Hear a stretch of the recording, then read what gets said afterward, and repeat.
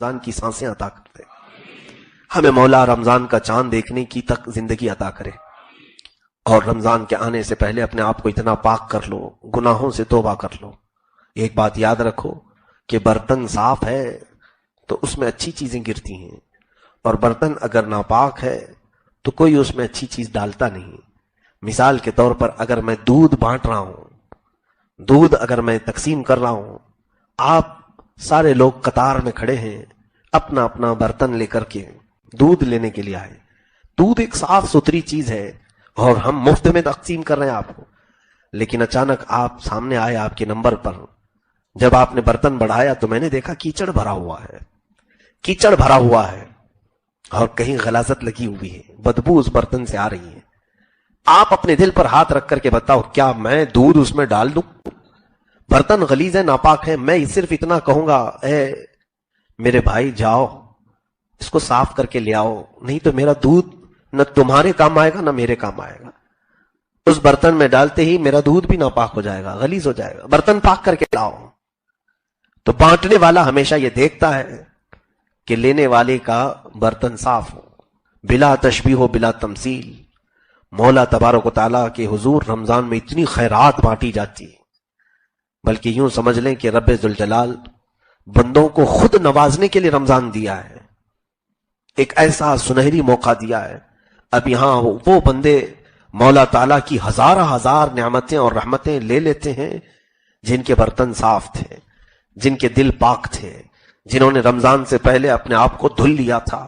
پھر رمضان کی برکتوں نے انہیں بہت اعلیٰ مقام تک پہنچایا، اور جو اسی طرح سے باقی رہے اور اچانک رمضان آ گیا تو پھر ان کے برتن میں کیا گرا کیا نہیں یہ اللہ بہتر جانتا ہے.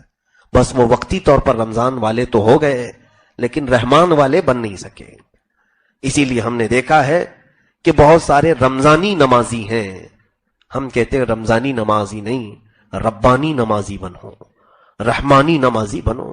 یہ اس وقت ہوگا جب مولا تعالیٰ کی عطائیں بھرپور تمہیں مل جائیں. یہ میری گزارش ہے کہ رمضان کی تیاری، رمضان کی تیاری، رمضان کی تیاری. سارے لوگ یہی سمجھتے ہیں رمضان کی تیاری کا مطلب کیا ہے؟ گھروں میں راشن بھر دو اور گناہ ویسے کے ویسے رہ جائے. انقلاب ہے. رمضان المبارک کے مہینے میں ماں عائشہ صدیقہ فرماتی ہیں رضی اللہ تعالیٰ عنہ، رسول کریم صلی اللہ تعالیٰ علیہ وسلم ہمیشہ اصحاب صفہ کے ساتھ افطار کرتے تھے. اصحاب صفہ کون ہیں جانتے ہیں آپ؟ یہ 70 صحابہ جو گھر سب چھوڑ کر کے آ گئے تھے میرے آقا کی بارگاہ میں. ان کے گھر نہیں تھے، یہ سارے رشتہ داروں کو چھوڑ کر کے آئے تھے. یا تو ان کے گھروں والوں نے انہیں تکلیف دی تھی، انہیں اپنے گھروں سے نکالا تھا، جائیدادیں چھین لی تھی، ان کے گھروں پر قبضہ کیا تھا، مارا تھا، تکلیفیں دی تھی.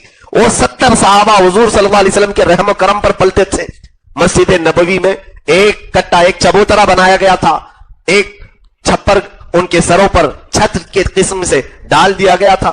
کھجور کے جو چھال ہوا کرتے، کھجور کے جو پتے ہوا کرتے، اس کی چھت تھی، اور اس کے نیچے یہ 70 صحابہ بیٹھا کرتے تھے. اور ان کے کھانے پینے کا انتظام کیا تھا؟ جو بھی میرے آقا صلی اللہ علیہ وسلم کی بارگاہ میں صدقات پہنچتے تھے، ہدایا یا تحفے پہنچتے تھے، میرے آقا صلی اللہ علیہ وسلم انہی صحابہ کے درمیان وہ تقسیم کر دیتے تھے، ان کو کھلا پلا دیا کرتے تھے. انہی 70 صحابہ اکرام کو، جن غریب اور مسکین جس کو ہم دنیا میں کہتے ہیں، اس طرح کی کیفیات ان کے اوپر طاری تھیں. رسول کریم صلی اللہ علیہ وسلم ہمیشہ آپ کا معمول تھا کہ ان صحابہ کے ساتھ بیٹھ کر کے افطار کرتے تھے.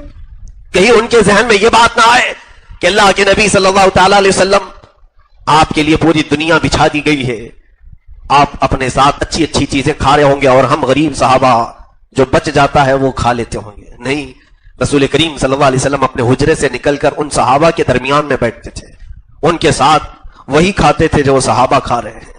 بلکہ ایک برتن میں دودھ اگر آتا، اللہ کے حبیب صلی اللہ علیہ وسلم صرف اس کو منہ لگا کر کے دے دیتے، سارے 70 صحابہ اس ایک پیالے سے افطار کر لیتے تھے. یہ کیفیت افطار کی رمضان المبارک میں رسول کریم صلی اللہ علیہ وسلم کے ساتھ بیٹھے ہوئے صحابہ کی تھی. ماں عائشہ صدیقہ رضی اللہ تعالیٰ عنہ فرماتی، لیکن افطار اذان ہونے سے پہلے پہلے بیٹھے کس کے ساتھ ہیں؟ اصحاب صفہ کے ساتھ، غریب صحابہ کے ساتھ. سارے غریب صحابہ اس کے باوجود اذان ہونے سے پہلے ایک بار اور پوچھ لیتے تھے کہ عائشہ باہر دیکھو کوئی ہے تو نہیں، کوئی باقی تو نہیں ہے جو دسترخوان پر نہیں آیا ہو. ماں عائشہ صدیقہ رضی اللہ تعالیٰ عنہا کی بیان کردہ ایک حدیث हमारी आंखों से आंसू लाती है।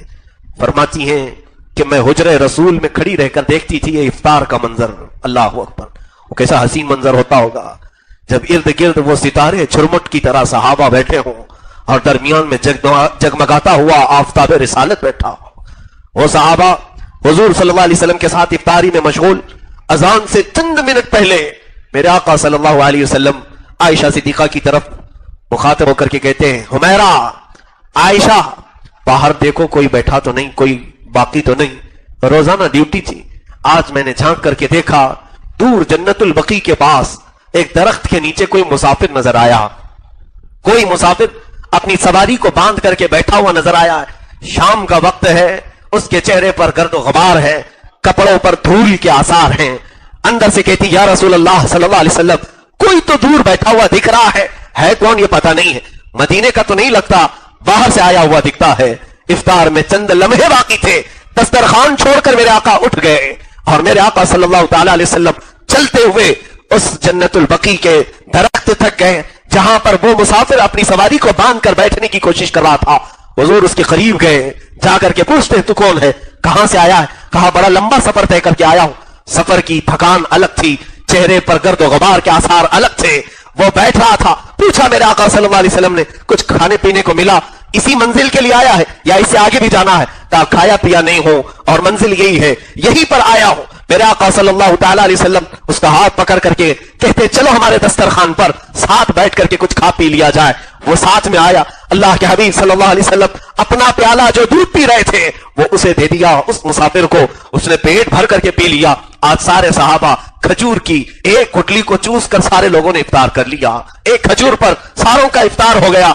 आखिर में वो बंदा पूछता है, मेरी मंजिल ये थी, मैं एक शख्स को तलाश करके आया हूं जिसका बड़ा चर्चा मैंने सुना है, उसका नाम मोहम्मद है, वो यहां कहां रहता है? सहाबा की आंखें भीग गई। कहा, जिसने तुझे सैराब किया वही मोहम्मद तो है, जिसने तेरा हाथ पकड़कर तुझे मंजिल तक लाया वही मोहम्मद तो है। अज़ीज़ान गिरामी वक़ार, ये रमजान मुबारक में हमारे साथ क्या होता है? इफ्तार का वक्त करीब हो, हमें तो आस पास वाले नजर नहीं आते। भूख की शिद्दत में लोगों के दिमाग अर्श पर होते हैं, आसमान पर होते हैं। जलाल अलग होता है, गुस्सा अलग होता है। अज़ीज़ान गिरामी, रमजानुल मुबारक में इस चीज का भी ख्याल करें कि पहले मेरे हाथ में जो खजूर हैं मैं दूसरे को दे दूं। मेरे पास अगर शरबत का गिलास आया है, पहले मेरे आसपास बैठे हुए को पिला दूं।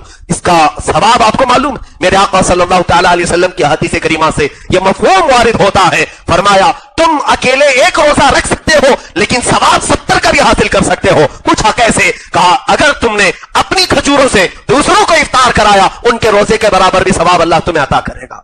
उसका सवाब उसके साथ है, उसका रोजा जाएगा नहीं, लेकिन उसके रोजे के बराबर का सवाब तुझे भी दिया जाएगा। क्यों ना हम दूसरों को भी इफ्तार कराए, बल्कि यहां सब साहबे इस्तेताअत होंगे।